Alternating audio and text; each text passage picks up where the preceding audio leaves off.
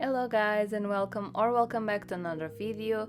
Today we are going to flip through my bullet journal that I used from January to June this year, and this one is a little bit chunky, not too much, just a little bit. This notebook is from Notebook Therapy, so if you like it, I'll link it down below. So now let's see how much I actually use this journal. So starting with the initial setup, I think I used it a lot. Not everything, but majority. Sometimes I just forget to update these spreads, but they are still very useful. If you are curious about any of these setups, I'm going to leave the playlist with all these themes down below so you can check them out to get some inspiration for your own journal. My favorite spread is the Polaroids. I just love looking back and see how fun the past months have been. I'm going to hide the ones that have my family and friends, but I think this first half of 2025 was full of concerts. I saw The Script, Tom Walker, Tate McRae, and Imagine Dragons, and I loved every one of them. It was so much fun. This theme, I like it, but I don't love it. I think it's because I gravitate towards darker tones of browns, greens, and reds, and this one is very light. So I think you can expect a dark academia theme for 2026. So here is my vision board. I accomplished maybe half of these things, but we still have the other half of the year to complete the others. Then we start January. 2025 is the year of the snake in the Chinese zodiac, so I did this very red and black theme. I love it. I don't usually draw many times in my journal, so it was very refreshing to do a theme with heavy drawing. January is that month that we are all excited for the new year, we set some goals and we start working on them, at least I try to. This year I decided to work on my health and it's a work in progress, and another goal that I had was reaching 1,500 subscribers until December, and we already surpassed it. You can believe how grateful I am.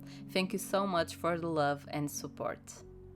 Okay, we are now in February and I did a Paris theme because I was feeling very nostalgic about my trip to Paris last October, and I really love this one. It's very scrapbook style, which I love, it's my favorite thing to do.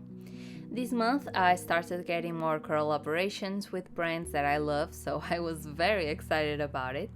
And side note, all the discount codes and affiliates are in the description if you want to check them out.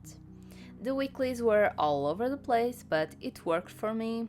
And same as January, I did not fill in the mood tracker and I barely filled in the habits. This is a hit or miss for me. Sometimes I use them, sometimes I don't. And right now, I don't need it. That's why it was pretty much empty. March was a very busy month for me. I had so many videos scheduled and I had deadlines to meet, so I had to keep track of everything. These notes were my savior. I also color coded the videos so I didn't mess them up. And about the theme, honestly, I don't really like it. I pretty much used the weeklies to track the progress on the videos and not much else. And keep in mind that I work from 8 to 5, so I only have the nights and weekends to work on my channel, so it was a little bit chaotic, but we made it.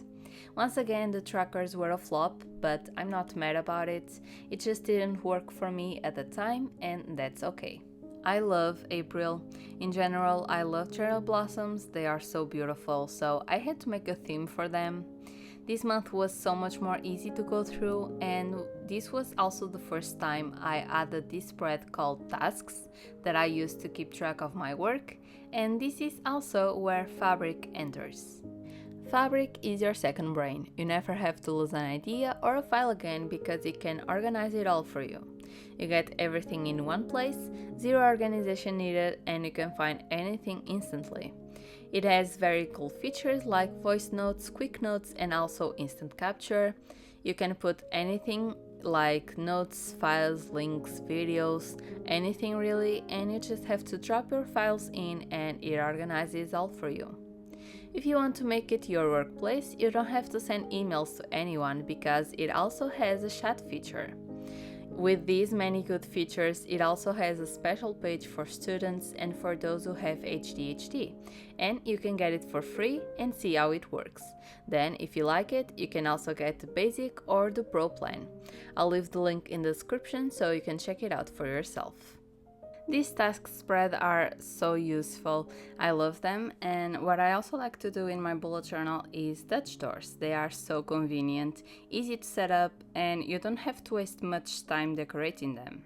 This is one of my favorites. I love the aesthetic and the numbers are so beautiful.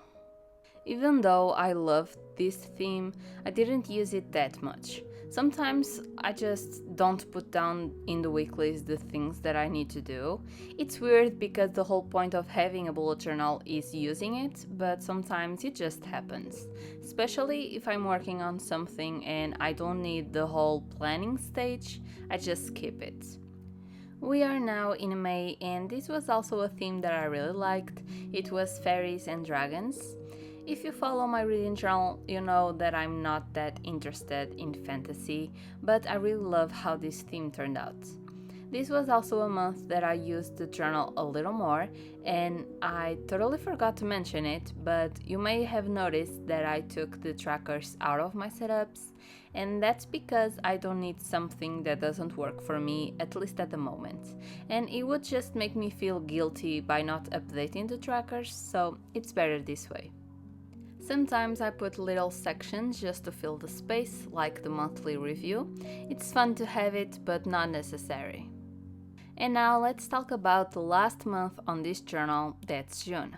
This was a lemons and tiles theme. It was inspired by the Portuguese styles because I'm Portuguese, and this was so fun to set up, especially the whole window thing.